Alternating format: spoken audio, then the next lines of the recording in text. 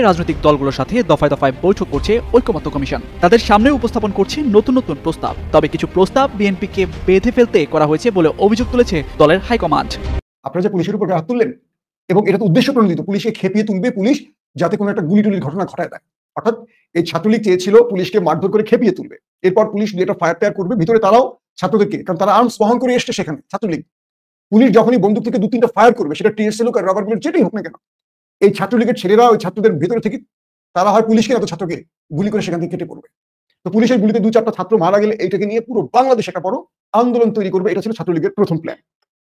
13টি রাজনৈতিক দলের নেতাদের সাথে আজকে নিজের অসহায়ত্বের কথা বললেন প্রফেসর ডক্টর মোহাম্মদ ইউনূস। গতকাল রাতে তারা বৈঠকে বসেছিলেন 4টি রাজনৈতিক দলের সাথে, আজকে বৈঠকে বসেছেন 13টি রাজনৈতিক দলের সাথে। বাংলাদেশে থাকেন গোপালগঞ্জে, যে গোপালগঞ্জ জেলায় মুজিববাদের বিরুদ্ধে মুজিববাদ মুর্দাবাদ এইসব স্লোগান দিলে যে তারা কিভাবে রিয়াক্ট করবে এটা বুঝেন নাই, সেখানে গেছেন কেন? বুঝতে পারছেন ইজনিরা এসে কোথায় নেমেছে? এখন গোপালগঞ্জবাসীর আওয়ামী লীগের পক্ষে অবস্থান নিয়েছে, এটা দুঃখজনক। আসসালামু আলাইকুম দর্শক, ইতিমধ্যে হয়তো আপনারা জানতে পেরেছেন যে ডক্টর ইউনূস সাহেবকে পতন ঘটানোর জন্য বা ডক্টর ইউনূস সাহেবকে ক্ষমতার চেয়ার থেকে সরানোর জন্য একের পর এক নানান ধরনের পরিকল্পনা করে যাচ্ছে আওয়ামী লীগ, যেটা আমরা গতকাল দেখেছি। লাশের সাথেও তারা রাজনীতি করেছে। ছাত্রলীগের নেতাকর্মীদেরকে ঢুকিয়ে দেওয়া হয়েছিল শিক্ষার্থীদের মিছিলের ভিতরে এবং তারা সচিবালয়ে প্রবেশ করে এবং ডক্টর ইউনূস সাহেবের পতন চায়, এটা আন্দোলন করে একজন ছাত্রলীগের নেতা। অবশেষে অবশ্য কট খেয়েছে এবং তার পাছাটা মোটামুটি সুন্দর করে সেনাবাহিনী এবং পুলিশ মিলে সুন্দর লাল করে দিয়েছে। ঠিক আছে, তো যাই হোক, কথা তো সেটা না, আসলে নির্লজ্জ, বেলজ্জা, বেলেহাস, যাকে বলা হয় যার ভিতরে লজ্জার মানে বিন্দু পরিমাণ অংশ নেই, সে থাকলে পৃথিবীর মধ্যে একমাত্র আছে, সে হলো আমাদের প্রাণপ্রিয় নেত্রী শেখ হাসিনা। যার ভিতরে লজ্জা বলতে কি, সে জিনিসটা হয়তো তার ভিতরে নেই। যদি থাকতো তাহলে এই ছোট্ট ছোট্ট শিশুদের সাথে এই লাশের মিছিলের ভিতরে তার নেতাকর্মীদের ঢুকিয়ে এভাবে দেশে হট্টগোল বাজানোর চেষ্টা করতে পারতো না। এখানে বিএনপি কিন্তু মুহূর্তের মধ্যে একটা বিষয় নিয়ে বড় ধরনের একটা লাভবান হয়েছে। সেটি হলো তারেক জিয়ার আত্মীয়, ওখানকার যে মেহেরিন নাকি যেন একটা নাম, উনি যে শিক্ষার্থীদের বাঁচাতে গিয়ে ওখানে শহীদ হয়েছেন বা মৃত্যুবরণ করেছে, সে কিন্তু নজির স্থাপন করেছে। সবাই বলছে যে শেখ পরিবার মানুষকে ধ্বংস করে আর জিয়া পরিবার মানুষের জীবন রক্ষা করে। দর্শক, এটি কিন্তু আসলে অত্যন্ত গুরুত্বপূর্ণ একটা বিষয়। আমরা সেই মেয়েটির জন্য বা মহিলাটির জন্য আমরা প্রাণ থেকে দোয়া করে আল্লাহ যেন তাকে জান্নাতের উচ্চ মাকাম দান করে, যিনি নিজের জীবন বাজি রেখে শিক্ষার্থীদের বাঁচিয়েছে, অবশেষে নিজেই পরপারে চলে গিয়েছে। তো যাই হোক দর্শক শ্রোতা, যাবতীয় বিষয় নিয়ে আজকের এই ভিডিওটি সাজানো হয়েছে। বর্তমান রাজনৈতিক প্রেক্ষাপটে কি ঘটছে বা কি ঘটতে চলেছে আপনারা সকলেই সেটা কিন্তু খুব ভালো করে জানেন। তলে তলে কিন্তু নানান ভাবে ডক্টর ইউনূস সাহেবকে প্যাসে ফালানোর জন্য একদল একের পর এক চেষ্টা চালিয়ে যাচ্ছে। এদিকে যার কারণে ডক্টর ইউনূস সাহেব একের পর এক বৈঠক দিচ্ছে। সেই বৈঠকে কি আলোচনা হলো এবং ডক্টর ইউনূস সাহেব কি নেতিয়ে গেল নাকি সে কি ভয় পেয়ে গেল নাকি, সবকিছু জানতে চলেছেন আজকের এই ভিডিওর মাধ্যমে। তো সবাইকে বলবো ধৈর্য সহকারে আজকের ভিডিওটি আপনারা দেখবেন এবং সবগুলো বিশ্লেষকের বিশ্লেষণগুলো মনোযোগ সহকারে শুনবেন। তো চলুন তাহলে আর কথা না বাড়াই সর্বপ্রথম মাসুম মাহমুদ সাহেবের একটি বিশ্লেষণ শুনে আসি। মাইলস্টোনের দৃশ্যগুলো যদি আসলে সত্যিকার অর্থে কল্পনা করি, মানে দ্বিতীয়বার আর চিন্তা করার সাহস পাই না। কালকে রাতে ঘুমোতে পারিনি, কারণ এই দৃশ্যগুলো আসলে কোনোভাবেই আমরা চিন্তা করতে পারছিলাম না যে আসলে কি ঘটছে। যে দৃশ্যগুলো দেখেছি, এই দৃশ্যগুলো দেখার পর নিজের সন্তানের মুখের দিকে তাকালে সত্যিকার অর্থে হৃদয় ভেঙে যায় যে আমাদের কোমলমতি শিক্ষার্থীরা তাদের স্কুলেও নিরাপদ নয়। দুটো প্রশ্ন মাথায় নিয়ে যদি আমরা কথা বলতে চাই, এক, এ হত্যার দায় কার? এটা দুর্ঘটনা নাকি হত্যা? আমি আমার গতকালকে দুটো লাইভে এ বিষয়ে বিস্তারিত বলেছিলাম। এখন নতুন করে অনেক রকম তথ্য আসতে শুরু করেছে। আমরা গত রাতে ভিডিও শেষে বলেছিলাম 19 জন শাহাদাত বরণ করেছে, আর আজকের খবরে বলা হচ্ছে 31 জন। এই নিহতের সংখ্যা 31 জনে দাঁড়িয়েছে, আর দগ্ধ অবস্থায় আহত আছে 165 থেকে 70 জন। একটা মানে কল্পনা, একটা ছবি চিন্তা করেন, যে বাবা মা তার সন্তানকে স্কুলে পাঠিয়েছে, ভেবেছিলেন সবচেয়ে নিরাপদ স্থানে তার সন্তানরা আছে, কিন্তু সেই বাবা মারা পরক্ষণে জানলেন তাদের সন্তানগুলো পুড়ে একেবারে কয়লা হয়ে গেছে। টেলিভিশনে এই খবরগুলো দেখছিলাম, আর বারবারই আমার সন্তানরা আমার সামনে আসছিল। আমার ছেলে আমাকে প্রশ্ন করে, বাবা তোমার চোখ ভেজা কেন? আমি ওকে ভিডিওগুলো দেখতে দেইনি, ওকে কালকে সারাদিন আমি মোবাইল কিংবা কোনো ডিভাইস কিংবা টেলিভিশনের সামনে বসতে দিইনি, কারণ এই দৃশ্যগুলো সারাদিন দেখাচ্ছে, এই দৃশ্য যেন ও না দেখে, তাহলে স্কুলে যেতে ভয় পেয়ে যাবে। আমি আমার ছেলেকে মেয়েকে সারাদিন কালকে টেলিভিশন, মোবাইল, ল্যাপটপ থেকে দূরে রেখেছি, এই দৃশ্য যেন তারা না দেখে। আমি কল্পনা করি আমিও তো বাবা, কিন্তু যে মা তার সন্তানকে হারিয়েছেন বা যারা এখন হাসপাতালে দগ্ধ অবস্থায় বাঁচার জন্য আকুতি জানাচ্ছে, সেই বাবা মার অবস্থাটা কি একবার চিন্তা করে, কল্পনা করলে সহ্য করতে পারবেন? সারা রাত ঘুমোতে পারিনি, ঘুমের ওষুধ খেয়েও ঘুমোতে পারিনি। আমার চোখের সামনে সেই দৃশ্যগুলো ভাসছিল, ঝলসে যাওয়া ছেলেটা দৌড়ে যাচ্ছে বাঁচার জন্য, বাবা মা দৌড়ে এসে তার সন্তানকে খুঁজতে, শেষ আর সন্তানটার মুখ দেখতে পাইনি।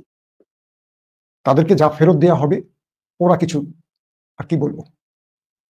আল্লাহ আমাদের দেশটাকে নিরাপদে রাখুন। এই ভয়ঙ্কর দৃশ্য পৃথিবীর কোনো মানুষ সহ্য করতে পারবে আমার মনে হয় না। প্রিয় দর্শক, আসছি মূল বিষয়। যখন দেশে একটি বড় ঘটনা ঘটল, তখন পর্দার অন্তরালে থাকা রাজনীতির কুচক্রী মহল তারা ভিন্ন গেম বাস্তবায়নে মাঠে নেমেছে। কয়েকটা প্রশ্ন আমাদের কাছে আসে।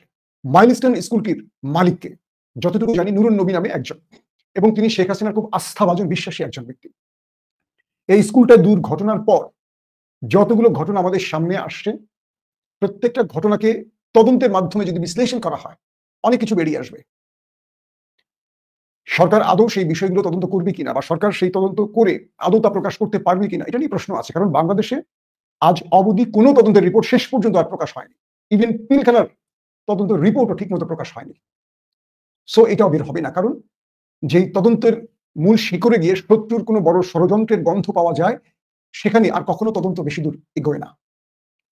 মাইলস্টোন স্কুলের যিনি প্রধান বা মালিক নুরুন নবী, তিনি আওয়ামী লীগের লোক, শেখ হাসিনার আস্থাভাজন কাছের লোক, আমরা জানি। সরকারের কয়েকটা ব্যর্থতা নিয়ে আগে আলোচনা করি। প্রথম কথা হলো, এই ঘটনার পরপরই আমরা দেখলাম সরকারের আগে স্থানীয় জনগণ এগিয়ে আসছে। এরপর আমরা সারাদিন অপেক্ষা করি, একটি তথ্য কেন্দ্র খুঁজে পাইনি। কতজন স্টুডেন্ট ছিল, কতজন নিহত হলো, কতজন আহত হলো, তাদেরকে কোন হাসপাতালে নেওয়া হলো, এই ব্যাপারে আমরা সরকারের কোনো উচ্চ মহলের তথ্য কেন্দ্র খুঁজে পাইনি। আজকে শুনলাম আসিফ নজরুল সাহেব আর শিক্ষা উপদেষ্টা গিয়ে তথ্য কেন্দ্রের ঘোষণা দিয়েছে। প্রথম, অনেকের যে পিতা মাতাগুলো তাদের সন্তানদের স্কুলে পাঠিয়েছেন, তারা জানেন না তাদের সন্তান বেঁচে আছে নাকি দগ্ধ হয়েছে, কোন হাসপাতালে আছে, কেউ জানেন না। তারা কখনো এক হাসপাতাল থেকে আরেক হাসপাতাল, আরেক হাসপাতাল থেকে আরেক হাসপাতালে দৌড়চ্ছেন। ঢাকাটা তো এত আরামের জায়গা না, এক জায়গা থেকে আরেক জায়গায় যেতে 3 ঘন্টা লেগে যায় যানজটের কারণে। কিন্তু কেউ সরকারি ভাবে এই দায়িত্বটুকু নিল না যে তাদেরকে কোন হাসপাতালে নেওয়া হচ্ছে, কোথায় রাখা হচ্ছে, তাদের নাম কি, কোন ক্লাস, যাতে তাদের অভিভাবকরা আসলে নিশ্চিন্তে তাদেরকে খুঁজে বের করতে পারে। আমরা সরকারের এই গাফলতিগুলো দেখেছি। দ্বিতীয়ত, আজকে শোক দিবস। কালকে থেকে আমরা সবাই দাবি করছিলাম যে আজকে সকল স্কুল, সব ধরনের বাংলাদেশের স্কুল কলেজ বন্ধ থাকবে এবং পরীক্ষা বন্ধ থাকবে। সরকার এই সিদ্ধান্তটা নিতে পারলেন না। গভীর রাতে, যতটুকু শুনেছি পার্সোনালি টেলিফোন করে, উপদেষ্টা মাহফুজ আলম তিনি গভীর রাতে শিক্ষা উপদেষ্টার বাসায় গিয়ে চাপ দিয়ে নাকি আদায় করেছেন। আমাকে কোন একজন দায়িত্বশীল বলেছেন এই কথাটি, আমি জানি না পর্দার অন্তরালে এই তথ্যটা কতটুকু সঠিক। তিনি চাপ দিয়ে গভীর রাতে আজকের পরীক্ষা বন্ধের বিষয়টি চূড়ান্ত করেছেন। দেশের শোক দিবস বা শোকের দিন ঘোষণা করা হলো, কিন্তু স্কুল কলেজে পরীক্ষা বহাল থাকবে। সরকারের কি মাথা পুরোটা গেছে, মানে আউলা হয়ে গেছে? আমার ডক্টর প্রফেসর ইউনূসের কাছে খুব জোর দাবি, আপনি যাদেরকে নিয়ে আসলে এই মন্ত্রী পরিষদ বা উপদেষ্টা পরিষদ বানিয়েছেন, আমি জানি না তাদের উপর আপনি এত কেন আস্থাশীল। এদের অনেককেই আমরা ব্যর্থ হিসেবে চিনি, এবং এ যাবৎ এই রাষ্ট্রটাকে আমার মনে হচ্ছে যে মানে আল্লাহ চালাচ্ছে, এই রাষ্ট্রটাকে আল্লাহ চালাচ্ছে, মানে আল্লাহ কোন রকম চালাচ্ছে দয়া করে আর কি। আল্লাহ চালাচ্ছে বলতে দয়া করে। এই রাষ্ট্রের বাপ মা আছে কিনা আমার সন্দেহ আছে। মানে রাষ্ট্রটার দিকে তাকালে মনে হয় রাষ্ট্রের কোনো বাপ মা নেই, কোন রকম চলে যাচ্ছে আর কি। তো ছাত্ররা আজকে 6টি দাবিতে আন্দোলনে নেমেছে, খেয়াল করবেন। যৌক্তিক এই 6টি দাবি আমাদের ছাত্রদের। কিন্তু যখন ছাত্ররা 6টি দাবি নিয়ে আন্দোলন শুরু করলো, মাইলস্টোনে আমরা দেখলাম ছাত্রদের মধ্যে ঢুকে গেল নিষিদ্ধ ছাত্রলীগ। কয়েকটা প্রশ্ন আমার ছাত্র ভাইদের কাছে। আমরা দেখলাম মাইলস্টোনে আমাদের পুলিশ ভাইদের উপর আক্রমণ করেছে। আপনারা আমার থাম্বনেলে কিছু ছবি দেখতে পাচ্ছেন এই ভিডিওর। আমার প্রশ্ন হলো, যে ছেলেগুলো পুলিশের উপর ইট পাটকেল বা বিভিন্ন রকম পুলিশের উপর হামলা করেছে, এই ছেলেগুলো একটাও কি মাইলস্টোনের ছাত্র? এই চেহারাগুলো দেখলে বোঝা যাচ্ছে না এদেরকে কারা কোত্থেকে পাঠিয়েছে? অর্থাৎ নিষিদ্ধ ছাত্রলীগ বা আওয়ামী লীগ অপেক্ষা ছিল একটা কিছু ঘটবে, সেটাকে তারা পুঁজি করে বাংলাদেশে বড় রকম অরাজকতা সৃষ্টি করবে। আমি আমার পুলিশ ভাইদের বলবো, ঢাকাতে এখন যারা ডিএমপি কমিশনার আছেন, অপারেশন প্রধান আছেন, অনেক সাথে আমার সুসম্পর্ক আছে, বন্ধুত্বের সম্পর্ক আছে পুলিশের। আমি আপনাদের বলবো, বিগত 16 বছর আওয়ামী লীগের পুলিশ দেখছেন কিনা আপনারা? ভাই আপনারা এত ভদ্র হলে কি চলবে?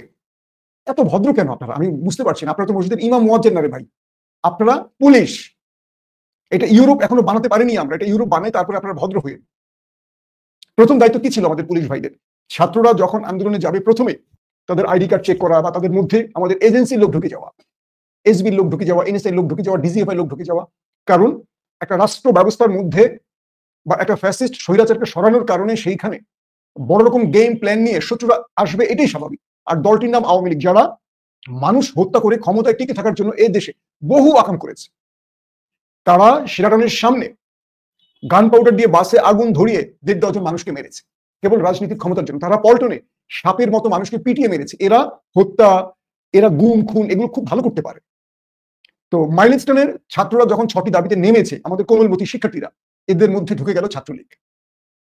এবং আমার কাছে অনেকেই ফোন করেছেন যে ভাই আপনার এই খবরগুলো একটু প্রচার করেন, যে এখানে এমন কিছু লোক এসছে যাদেরকে আমরা চিনি না, এদের কাছে আর্মস থাকতে পারে, সন্দেহ করছে তারা।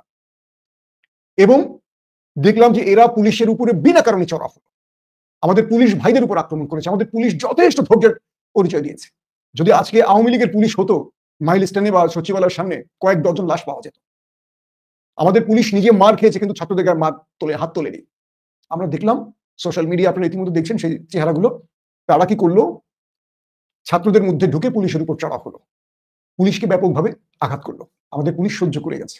আমি পুলিশ ভাইদের বলি, শেষ, আর সহ্য করবেন না। সহ্য কোনটাকে করবেন? যারা আমাদের শিক্ষার্থীরা হাতে অস্ত্র তুলে নিবে না, পুলিশের গায়ে হাত দেবে না। আর যে ঘটনা ঘটেছে এটার দায় কি আমাদের পুলিশের? বলেন। আপনারা পারলে ঘেরাও করেন বিমান বাহিনীর প্রধানের কার্যালয়, সেটা করতে পারছেন না তো আপনারা কেউ। কে এই ভাঙ্গারি বিমান দিয়েছে তৌকিরের হাতে তুলে? বলেন। 54 বছর ধরে এই বাংলাদেশ মাত্র 2টো পুরনো প্রত্নতাত্ত্বিক আমলের ওই কি বলে ধলাইখাল থেকে তুলে আনা 2টো বিমান দিয়েছে। যে বিমানগুলোর আমাকে একজন পাইলট আজকে ফোন করে বলেছে, যে এই বিমান ফ্লাই করেছে, সে আমাকে বলছে যে এটার মধ্যে ব্ল্যাক বক্স নেই। আমরা তো জানি বিমান বিধ্বস্ত হলে ব্ল্যাক বক্সের মাধ্যমে তথ্য আমরা খুঁজে পাই, এটার মধ্যে সেই ব্ল্যাক বক্স নেই। তো সে আমাকে বলছে একজন ফোন দিয়ে যে ভাইয়া সরকার অনেক তথ্য মিথ্যা বলছে। সরকার না, মানে যারা এটার সংশ্লিষ্ট দায়িত্বশীল তারা মিথ্যা বলছে। এটার কোনো ব্ল্যাক বক্স পাবেন না আপনারা খুঁজে, মানে এই বিমানের কোনো তথ্যপত্র জীবনে পাবেন না, লিখে রাখেন। যে এই বিমান চালিয়েছে তেমনই একজন পাইলট আমাকে আজকে ফোন করে জানিয়েছে। তার মানে বুঝতে পারছেন তো। দ্বিতীয় ব্যক্তি দেখেন, মাইলস্টোনে পুলিশের উপর আক্রমণ করা হলো, আমাদের 2জন উপদেষ্টাকে ঘেরাও করা হলো। এটার সাথে আমার দ্বিমত নেই। আসিফ নজরুল এবং আমাদের শিক্ষা উপদেষ্টা আবরার সাহেব, এই 2জনকে ঘেরাও করা হলো, তাদেরকে ভুয়া পানির বোতল ছুড়ে মারা হলো। ঠিক আছে, আমি বলছি না এটা অন্যায় না, আবার এটা নেই সেটা বলছি, ঠিক আছে। যে কোনো গণতান্ত্রিক দেশে এই প্রতিবাদ হয়। ইংল্যান্ড, আমেরিকাতে পানির বোতল মারা, পানি মারা, ডিম মারা এগুলো বৈধ, এটা মেনে নিতে হবে। পুলিশের দোষটা কোথায়? আপনারা যে পুলিশের উপর হাত তুললেন, এবং এটা তো উদ্দেশ্য প্রণোদিত, পুলিশকে খেপিয়ে তুলবে পুলিশ, যাতে কোনো একটা গুলিটুলির ঘটনা ঘটায় দেয়। অর্থাৎ এই ছাত্রলীগ চেয়েছিল পুলিশকে মারধর করে খেপিয়ে তুলবে, এরপর পুলিশ যেটা ফায়ার টায়ার করবে, ভিতরে তারাও ছাত্রদেরকে, কারণ তারা আর্মস বহন করে এসছে সেখানে ছাত্রলীগ। পুলিশ যখনই বন্দুক থেকে 2-3টা ফায়ার করবে, সেটা টিয়ারশেল হোক আর রাবার বুলেট যেটাই হোক না কেন, এই ছাত্রলীগের ছেলেরা ওই ছাত্রদের ভেতরে থেকে তারা হয় পুলিশকে না তো ছাত্রকে গুলি করে সেখান থেকে কেটে পড়বে। তো পুলিশের গুলিতে 2-4টা ছাত্র মারা গেলে এইটাকে নিয়ে পুরো বাংলাদেশ একটা বড় আন্দোলন তৈরি করবে, এটা ছিল ছাত্রলীগের প্রথম প্ল্যান। যাক, ছাত্রলীগ সেই প্ল্যানটা মারা হয়েছে, কিছু করতে পারেনি। এরপর শুরু হয়ে গেল সচিবালয়ের সামনে বিক্ষোভ। সচিবালয়ের সামনে বিক্ষোভ শুরুর পর সরকারের পক্ষ থেকে শিক্ষা উপদেষ্টা তো না, সচিবকে প্রত্যাহার করে নেওয়া হলো। আমরা এরপরে দেখলাম ছাত্ররা সচিবালয়ের গেট ভেঙে ভিতরে ঢুকে ভিতরে থাকা প্রচুর গাড়ি ভাঙচুর করলো। এটা কি কোনো ছাত্রের কাজ বলেন তো? বিগত 16 বছর শেখ হাসিনা ক্ষমতা থাকা অবস্থায় বিএনপি, জামাত বা বিরোধী মতের কেউ কখনো সচিবালয়ের ভেতরে ঢুকেছে? একটা গাড়ি ভেঙেছে সচিবালয়ের ভেতরে? পরপর 3বার অবৈধ বিনা ভোটে নির্বাচনের পরেও তো এই কাজটি হয়নি। কিন্তু সাম্প্রতিক সময় আমরা দেখছি বারবারই সচিবালয়ের মধ্যে ঢুকে পড়ছে ছাত্ররা, ছাত্রদের নাম করে অছাত্ররা। সচিবালয়ের সামনে যে ছাত্ররা এসে, সেখান থেকে অনেকেই আমাকে জানিয়েছে যে ছাত্রদের মধ্যে ঢুকে পড়েছে ছাত্রলীগ। ইতিমধ্যে পুলিশ বেশ কজনকে গ্রেফতার করেছে, আপনারা দেখেছেন। মিথ্যা বলি না সত্য বলি, সে তো আপনার গ্রেফতারের ফুটেজ দেখেছেন। অর্থাৎ দিল্লি থেকে যে প্রেসক্রিপশন বা পরামর্শ এসছে, সেখানে বলা ছিল এই মাইলস্টোনের ঘটনাকে বড় আকার তৈরি করে পুরো রাষ্ট্রের ভেতরে একটা অরাজকতা তৈরি করতে দিল্লি থেকে প্রেসক্রিপশন বা পরামর্শ এসছে। এবং আমরা দেখলাম যে সচিবালয় যে ছাত্ররা, পুলিশ তাদেরকে কিন্তু একটা টোকাও দেয়নি। প্রথমে যথেষ্ট ধৈর্য পরিচয় দিয়েছে পুলিশ। সচিবালয়ের মধ্যে ঢুকে তোমরা সরকারি গাড়ি ভাঙবা, সচিবালয়টা বুঝতে পারছো কি জিনিস? এই রাষ্ট্রের সবচেয়ে গুরুত্বপূর্ণ নথির ভান্ডার সচিবালয়। এই রাষ্ট্রের পুরো রাষ্ট্রের ভাগ্য নিয়ন্ত্রণ হয় সচিবালয় থেকে। সেখানে ছাত্ররা ঢুকে পড়বে, আসলে ছাত্র না, ছাত্রের মধ্যে ছাত্রলীগ। তারপর পুলিশ তাদের উপর চড়া হয়েছে। এখন পর্যন্ত যা জেনেছি 20 জন হাসপাতালে ভর্তি, 35 জনের মতো আহত হয়েছে পুলিশের মারে। প্রশ্ন হলো সচিবালয়ের মধ্যে কেন ঢুকলো ছাত্ররা? এক, ছাত্রদের যে 6টি দাবির একটি হলো উপদেষ্টা, শিক্ষা উপদেষ্টা, সচিব একজন এক উইকেট পড়ে গেছে, আরেকটা উইকেট আছে। আমিও চাই আমাদের শিক্ষা উপদেষ্টাকে দ্রুত বিদায় দেওয়া হোক। আবরার সাহেব উনি একটা অযোগ্য লোক, আমি বলবো উনি একটা অযোগ্য লোক। এবং আমার কেন যেন মনে হয় ইউনূস সরকারকে ব্যর্থ করতে ভেতরে বেশ কয়েকজন উপদেষ্টা আছেন, তাদের মধ্যে তিনি একজন। এক নম্বরে আসিফ নজরুল সাহেবকে সন্দেহ হয়, কারণ আসিফ নজরুল ইউনূস সরকার ব্যর্থ হলে তিনি প্রধান উপদেষ্টা হবেন, আর তাকে নেপথ্য থেকে সাহায্য করার জন্য বিশাল বিশাল এজেন্সি আছে। আবরার সাহেব তিনিও একজন ব্যর্থ লোক, তাকে বিদায় নেওয়া উচিত। ছাত্রদের দাবির প্রধান যে দাবি শিক্ষা উপদেষ্টা, আমি মনে করি আমাদের ছাত্রদের জীবন যাওয়ার আগে তিনি পদত্যাগ করেন। আমাদের স্বাস্থ্য উপদেষ্টা তারও পদত্যাগ করা উচিত, কারণ কালকে মাইলস্টোনে আমরা যা দেখলাম, আমরা স্বাস্থ্য উপদেষ্টার অনেক গাফলতি দেখেছি। যেটা বললাম, একটা তথ্য কেন্দ্র তৈরি করতে পারেনি, তালিকা করতে পারেনি, এবং এই পর্যন্ত কত শিক্ষার্থী নিহত হয়েছে, কতজন আহত, প্রকৃত সংখ্যা এখন কনফার্ম জানা যাচ্ছে না। দর্শক, মাসুম মাহমুদ সাহেবের বিশ্লেষণটি আপনারা মনোযোগ সহকারে শুনলেন। তো অবশ্যই এবার আপনাদের মূল্যবান মতামতটা জানিয়ে দিবেন, পারলে ভিডিওটা শেয়ার করবেন। চলুন আমরা দ্বিতীয়তে আমরা জেনে নেই এরশাদ সাহেবকে নিয়ে কি বলতেছে সোলাইমান ভাই। চলুন তার বক্তব্যটি শুনে আসি। রাজনীতিতে গুরুত্ব হারালেন বিএনপি নেতা ইঞ্জিনিয়ার ইশরাক। এখনো ব্যর্থ চেষ্টা করছেন একটু লাইমলাইটে আসার, কিন্তু কোনো কাজ হচ্ছে না। দেখেন, ইশরাক সাহেব মনে অনেক কষ্ট, আমরা জানি। তার কথার মধ্যে সেই মনোকষ্ট ফুটে ওঠে, তার কথার মধ্যে আগের জোশ আসে না। কারণ তিনি যে নাকানি চুবানি খেয়েছেন, যেভাবে অপমানিত হয়েছেন, যেভাবে ধরা খেয়েছেন, যেভাবে ধৈর্য হয়েছেন, এতে তরুণ প্রজন্ম এখন তাকে দেখলে হাসে। তিনি এখন ট্রলের যোগ্য। কি হয়, কবরে যাব, নইলে শপথ পড়বো, শপথ না পারলে নিজে নিজে শপথ পড়বো, কত কিছু, 70টা তালা দেওয়া, কত ঘটনা, কান্না কাটি। ওই একবার দৌড় দিয়ে ব্যাঙের মতো লাফাইতে লাফাইতে যমুনার সামনে যায়, এরপরে শাহবাগে, এরপরে আবার নগর ভবনে, আবার 2 গ্রুপে গাঞ্জার ভাগাভাগি নিয়ে মারামারি করে, শেষ পর্যন্ত তালা খুলে বাড়ি চলে যাও। এবং শেষে যাওয়ার সময় নাকি মাইক খেয়ে গেছে, তার ভাষ্য মতে মাইক খেয়ে গেছে, যদি মারামারিটা নিজেদের 2 গ্রুপে হয়েছে। তা ইশরাকের কোনো দাম নাই এখন রাজনীতিতে। ইশরাক মানে হাসির পাত্র, যে ধৈর্য, যে বলে যে হয় কবরে নইলে শপথ, নিজে নিজে শপথ করবো, আসলে কিছুই হয় না। আর ইশরাকের শপথ করাটাকে এখন মানুষ বানিয়েছে শিবিরের সাথী শপথ করা বা সদস্য শপথ করা। শিবিরের ছেলে মিম বানায়, আমি শিবিরের সাথী শপথ নেব, সদস্য শপথ নেব, আমি নিজেই দায়িত্বশীলে পড়াবেন নাকি না, আমি নিজেই সাথী হিসেবে কাজ শুরু করে দেবো। তো ইশরাক রাজনীতি গুরুত্ব হারিয়েছেন। দেখেন, পরাজিত শক্তির কোনো গুরুত্ব থাকে না। ইশরাক পরাজিত শক্তি। কিভাবে পরাজিত? এই যে ইশরাকের চূড়ান্ত পরাজয় হয়েছে। নগর ভবন কেন্দ্রিক আন্দোলন করে কচু নিয়ে তারপরে বাড়ি গেছেন, কিচ্ছু পান নাই। কোথায় তার মেয়র পদে শপথ নেয়? অনেক দূরে এগিয়েছিলেন, গেজেট টেজেট নিয়েও শেষ পর্যন্ত বসতে পারলেন না। মান সম্মান আছে কোনো? রাস্তায় বের হন কোন মুখ নিয়ে? তো পরাজিত শক্তি ঘুরে দাঁড়াতে পারে না, এটা বাস্তবতা। তো ইশরাক হচ্ছে পরাজিত শক্তি। টোটাল বিএনপি পরাজিত না হলে ইশরাক পরাজিত শক্তি। এই সরকারের আমলে ইশরাক এত চেষ্টা করেও যেটা পারে না, বোঝা গেল যে ইশরাক কোনো কিছুই পারবেন না, তার কোনো সক্ষমতা নেই। এই পরাজিত শক্তি ইশরাক এখন ব্যর্থ চেষ্টা করছেন আবারও দৃশ্যপটে ফেরার। কিছুদিন চুপচাপ ছিলেন, বিএনপি নেতাদের প্রতি কষ্ট পেয়েছেন জানি, কারণ বিএনপি দলীয়ভাবে ইশরাককে ঘরে পাঠিয়ে দিয়েছে লন্ডন বৈঠকের পর। কিন্তু লন্ডন বৈঠকও টিকলো না, আর ইশরাকও ধৈর্য হয়ে চলে গেল। এখন আবার আসবেন সম্ভব না। সাধারণ জনগণ ইশরাকের ডাকে আগেও কেউ সাড়া দেয়নি, ভবিষ্যতে দিবে না। ট্রলের শিকার হবেন। কিন্তু দুঃখজনক হলে সত্য, সেই ইশরাক এখন আওয়ামী লীগের সুরে কথা বলছে, যেটা খুবই দুঃখজনক। আওয়ামী লীগের পক্ষে কথা বলছে। সাদেক হোসেন খোকার ছেলে হতাশা থেকে ধৈর্য হয়ে, যে হতাশাগ্রস্ত হয়ে শেষ পর্যন্ত আওয়ামী লীগের পক্ষে বলবে, এটা আমরা প্রত্যাশা করিনি।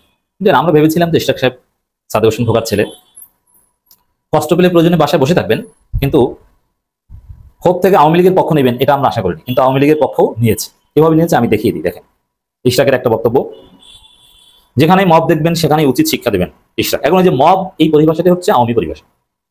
তা আওয়ামী লীগের ন্যারেটিভ, এদের কোনো মেধা আছে? ইঞ্জিনিয়ারিং করেছে কিন্তু পলিটিক্যাল সায়েন্স তো পড়েন নাই। আরে ভাই, আপনার পরিভাষা আপনি নিজে আবিষ্কার করেন। আচ্ছা, আর মব যে হয় বাংলাদেশে, মব হয়, আর আমরা মবের পক্ষে। মব জিনিসটা, মব নেগেটিভলি বলেন আওয়ামী লীগ, ভারতীয় মিডিয়া, সেটা নিয়েছে ইশরাক। এটা দুঃখজনক। দ্বিতীয় কথা হচ্ছে, যেসব জায়গায় মব হয়, বলা হয়, সেই মবটা কার বিরুদ্ধে হয়? সেটা আওয়ামী লীগের বিরুদ্ধে। যেমন আওয়ামী লীগের সিইসির বিরুদ্ধে হয়েছিল, অথবা সেই বিচারপতি মানিকের বিরুদ্ধে হয়েছিল। বিএনপি কারো বিরুদ্ধে তো মব হয় না। তাহলে কি বোঝা বলে? এই মব হয় যেখানেই মব, সেখানে উচিত শিক্ষা দেবেন। এর মানে কি আওয়ামী লীগকে কেউ ধরলে আমরা আওয়ামী লীগের পক্ষে নিব? এটা বুঝিয়েছেন। আরো সুনির্দিষ্টভাবে আওয়ামী লীগের পক্ষ নেওয়ার মতো আলামত ইশরাকের বক্তব্যে আছে, আমি আসছি সেদিকে। তো এই যারাই দেখবেন যে এই মবের বিরুদ্ধে কথা বলে, বুঝবেন যে তারাই হচ্ছে আওয়ামী ন্যারেটিভ গ্রহণ করেছে, ভারতের সাথে যোগাযোগ আছে। ওটা ভারতের বুদ্ধিজীবীরা শিখিয়ে দেয়, তারপরে সেটা বলে যে তোমরা মবের বিরোধিতা করো।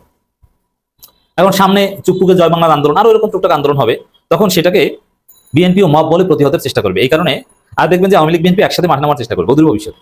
কিন্তু মজার বিষয় হচ্ছে যে আওয়ামী লীগ কখনোই মাঠে নামতে পারবে না, আর একসাথে মাঠে নামলে একসাথে দোলাই খাবে, কিচ্ছু করতে পারবে না। আরো শুনে এই মব মব মব জিকির করার কারণে এই ফজু পাগলা রুমিন ফারহানাদের কাতারে চলে গেলেন ইশরাক সাহেব। বিএনপি জিয়াউর রহমান এবং খালেদা জিয়া পন্থীদের মধ্যে ছিলেন, কিন্তু না, জাতীয়তাবাদ এবং ইসলামী মূল্যবোধ পন্থীদের মধ্যে ছিলেন ইশরাক, কিন্তু এখন নেই।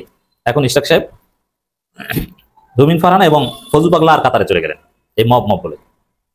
বিএনপি নেতা ইশরাক হোসেন বলেছেন, যেখানে মব দেখবেন সেখানে উচিত শিক্ষা দিয়ে বাড়িতে পাঠিয়ে দেবেন। আচ্ছা, মবের বিরুদ্ধে যদি মব করা হয় ওটা কি মব না?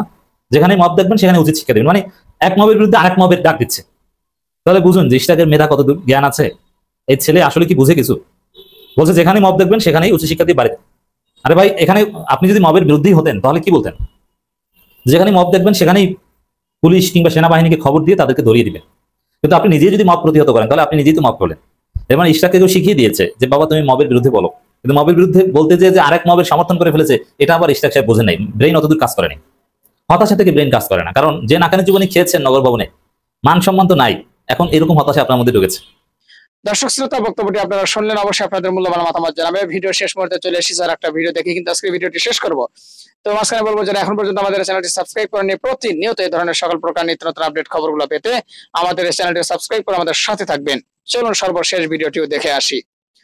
13টি রাজনৈতিক দলের নেতাদের সাথে আজকে নিজের অসহায়ত্বের কথা বললেন প্রফেসর ডক্টর মোহাম্মদ ইউনূস। গতকাল রাতে তারা বৈঠকে বসেছিলেন 4টি রাজনৈতিক দলের সাথে, আজকে বৈঠকে বসেছেন 13টি রাজনৈতিক দলের সাথে। তিনি বলেছেন যে এক বছর যেতে না যেতে ষড়যন্ত্রকারীরা, ভারত এবং আওয়ামী লীগের ষড়যন্ত্রকারীরা আমাদের উপরে যে থাবা দিচ্ছে, এইটা শুধুমাত্র আমাদের অনৈক্যের কারণেই দেওয়ার সুযোগ পাচ্ছে। আসসালামু আলাইকুম ওয়া রাহমাতুল্লাহি ওয়া বারাকাতুহু। ডক্টর মোহাম্মদ ইউনূস আজকে বসেছেন 13টি রাজনৈতিক দলের নেতাদের সাথে। এর আগে বৈঠক করেছেন গত রাতে 4টি শীর্ষ রাজনৈতিক দলের 8 জন নেতার সাথে। আজকে উনি যা বলেছেন আপনাদের সামনে তা বাংলাদেশের ইত্তেফাক থেকে তুলে ধরছি। প্রধান উপদেষ্টা ডক্টর মোহাম্মদ ইউনূস, এক বছর যেতে না যেতেই পরাজিত শক্তির নানা ষড়যন্ত্র লক্ষ্য করা যাচ্ছে। রাষ্ট্রীয় অতিথি ভবন যমুনায় অনুষ্ঠিত এই বৈঠকে 13টি রাজনৈতিক দল ও জোট অংশগ্রহণ করে। বুধবার 23 জুলাই বিকেলে 13টি রাজনৈতিক দলের সঙ্গে একথা বলেন তিনি। বৈঠকে প্রধান উপদেষ্টা বলেন, জুলাই অভ্যুত্থানের এক বছর আমাদের আয়োজন ছিল সব রাজনৈতিক দলকে একসঙ্গে নিয়ে অতীতকে স্মরণ করা, সেজন্য একটি কর্মসূচি গ্রহণ করেছিলাম। এতে করে ফেসিবাদের বিরুদ্ধে নিজেদের মধ্যে ঐক্যটা দৃশ্যমান হতো। কিন্তু এক বছর যেতে না যেতেই পরাজিত শক্তির নানা ষড়যন্ত্র এখন লক্ষ্য করা যাচ্ছে। প্রিয় দর্শক, আপনারা বুঝতে পেরেছেন এই 85 বছর বয়সের এই নোবেল বিজয়ী আমাদেরকে আঙ্গুল দিয়ে চোখের মধ্যে কি দেখিয়ে দিচ্ছে। আমরা এখন কি নিয়ে হানাহানি করছি, কি নিয়ে? চেয়ারটা নিয়ে। উনাকে কখন চেয়ার থেকে লাথি মেরে ফেলে দেব, আর এই চেয়ারটাই কখন আমি আপনি লুফে নেব। আমি আপনার এই ধরনের দুঃস্বপ্ন নিয়ে আমরা কাজ করছি, যখন না পরাজিত শক্তি ভারত থেকে সর্বোচ্চ তারা গেরিলা বাহিনী পর্যন্ত বানানোর চিন্তা করছে। আব্দুস শহীদ নাসিম মৌলভীবাজারের হুইপ ছিলেন এক সময়, আপনারা ছিলেন, মন্ত্রী হয়েছিলেন আব্দুস শহীদ নাসিম। আমরা গতকাল একটি তথ্য পেয়েছি, তারা গেরিলা সংগঠন বানাতে চাচ্ছে বাংলাদেশে। গেরিলা সংগঠন আপনারা বুঝতে পারেন গেরিলারা কি করে?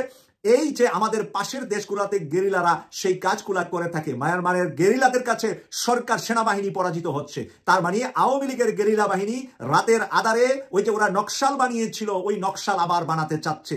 আপনি যদি নকশাল আর গেরিলা বাহিনী বানিয়ে আওয়ামী লীগ সারা বাংলাদেশকে উত্তপ্ত করে দেয়, তাহলে বহু মানুষের জীবন যাবে, বিশ্ববিদ্যালয়, স্কুল, কলেজ, শিক্ষা প্রতিষ্ঠানগুলাতে উত্তপ্ততা হবে, ধর্মীয় উপাসনালয়গুলাতে ওরা হামলা করবে, আর নাম দিবে বাংলাদেশে মৌলবাদীরা জাগৃত হচ্ছে এবং মৌলবাদীদের হাতে দেশ নিরাপদ নয়। তখন তারা ভারতের মাধ্যমে, ভারতকে পুঁজি করে বিভিন্ন দেশের এম্বাসিগুলাতে ধর্ণা দিবে এবং বিভিন্ন দেশের এম্বাসিগুলাকে বিভিন্ন ধরনের মানে বাংলাদেশ নিয়ে বিভিন্ন কিছু রটানের চেষ্টা করবে।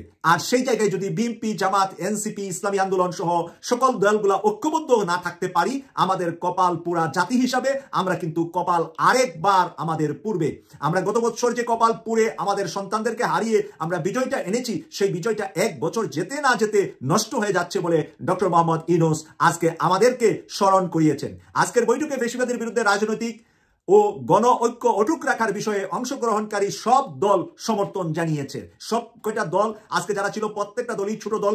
আপনারা জানেন যে গতকাল আমরা সেই বিষয়ে কথা বলেছি যে গতকাল বৈঠকে বসেছে বিএনপি থেকে 2 জন, জামাত থেকে 2 জন, এনসিপি থেকে 2 জন এবং ইসলামী আন্দোলন থেকে 2 জন। 8 জনের সাথে গতকাল বৈঠক হয়েছে। আর আজকে এক একটা দল থেকে 1 জন করে বাকি 13টা ছোট দলের সাথে উনি একসাথে বৈঠক বসেছেন। তারা আইন শৃঙ্খলা নিয়ন্ত্রণে প্রধান উপদেষ্টাকে আরো কঠোর হওয়ার আহ্বান জানিয়েছেন। 13টা দল আইন শৃঙ্খলা বাহিনী ডান্ডাকে মারক, মানে ঠান্ডা দিয়া ঠান্ডা করতে হবে। এই ধরনের উশৃঙ্খলতা থেকে দেশকে বাঁচাতে হলে ডান্ডাটা আরেকটু আইয়ুব খানের ডান্ডাটা নতুন করে চালু করতে হবে। আইয়ুব খান যেরকম বয়স্ক মানুষ ছিলেন, তেজি ছিলেন, ব্যারিস্টার ছিলেন, এইরকম তেজি ব্যারিস্টার এর মতো করে ডক্টর মোহাম্মদ ইউনূসও সেরকম ডান্ডাওয়ালা হইতেইব। ঠান্ডা মানুষ হলে চলবে না। উনি তো ঠান্ডার কারণে নোবেল পেয়েছেন, ডান্ডার কারণে নোবেল পান নাই। আইয়ুব খানের মতন তেজি ডান্ডাওয়ালা মানুষ লাগবে আজকের বাংলাদেশকে ঠান্ডা করার জন্যে। তারা এছাড়া বলছেন নেতৃবৃন্দ সংস্কার, বিচার ও নির্বাচন প্রক্রিয়ায় পূর্ণ সমর্থন জানিয়ে নির্বাচনকে সামনে রেখে ও ফেসিবাদ প্রতিহত করতে আরো নিয়মিতভাবে রাজনৈতিক দলগুলোর সঙ্গে সর্বদলীয় সভা আয়োজনের অনুরোধ জানিয়েছেন। এটা খুবই ভালো কথা। আমরা গতকাল মির্জা ফখরুল ইসলাম আলমগীরের মুখ থেকে শুনেছি, তিনিও বলেছেন যে বেশি বেশি করে রাজনৈতিক দলগুলোর সাথে যেন ডক্টর মোহাম্মদ ইউনূস সাহেব যদি বসেন তাহলে অনেক কিছুর সমাধান ওই বৈঠকে করা যাবে। কারণ রাজনৈতিক দলগুলোর পরামর্শটা সরাসরি যদি ডক্টর মোহাম্মদ ইউনূস স্যার নেন আর এইগুলা যদি মাঠে বাস্তবায়ন করেন, ওনার অনেক উপদেষ্টারা আছে ওনাকে কুবুদ্ধি দেয়, সুবুদ্ধি দেয় না। কিন্তু রাজনৈতিক দলগুলা তো একজনে কানাকানি করে দিচ্ছে না, অন্যদের সামনে দিচ্ছে। তাহলে রাজনৈতিক দলগুলা যখন অন্যদের সামনে দিচ্ছে তাহলে সবাই বুঝে শুনে সবার ভালো, রাষ্ট্রের ভালো সেটাই দিচ্ছে। মির্জা ফখরুল ইসলাম আলমগীর তো গতকাল একা কথা বলেন নাই, জামাতে ডাক্তার সৈয়দ আব্দুল্লাহ মোহাম্মদ তাহের তো একা কথা বলেন নাই, নাহিদ ইসলাম তো একা কথা বলেন নাই, চরমুনাই থেকে যারা ছিলেন তারা তো একা কথা বলেন নাই, তাদের নিজের কথা বলেন নাই, তাদের দলের কথা বলেন নাই। আজকেও যারা ছিল তারা তো নিজের কথা বলার সুযোগ নাই, তারা দলগতভাবে কথা বলেছেন, রাষ্ট্রের পক্ষে যা কল্যাণে যা সেই কথাই বলেছেন। নতুবা তো এটা গ্রহণীয় হবে না, তারা জানে। তো এই ছিল প্রিয় দর্শক শ্রোতা আজকের ভিডিও। মূলত কয়েকটি ভিডিও নিয়ে আপনাদের সম্মুখে হাজির হয়েছিলাম এবং বর্তমান রাজনৈতিক প্রেক্ষাপটের আলোচনা নিয়ে কিন্তু আজকে ভিডিওটি সাজানো হয়েছে। তো অবশ্যই আপনাদের মূল্যবান মতামতটা ভিডিওর কমেন্ট বক্সে জানিয়ে দিবেন আর বেশি বেশি শেয়ার করে দিবেন। আর আমাদের চ্যানেল নাসির স্ন্যাক মিডিয়া সেন্টারে যদি আপনারা নতুন হন, প্রতিনিয়ত এই ধরনের সকল প্রকার নিত্য নতুন আপডেট খবরগুলো পেতে আমাদের চ্যানেলটি সাবস্ক্রাইব করে আমাদের সাথে থাকবেন। ইতিমধ্যেই যারা অলরেডি সাবস্ক্রাইব করে দিয়েছে সবাইকে অসংখ্য ধন্যবাদ জানিয়ে ভিডিওটি শেষ করছি। ভালো থাকবেন সবাই, আল্লাহ হাফেজ।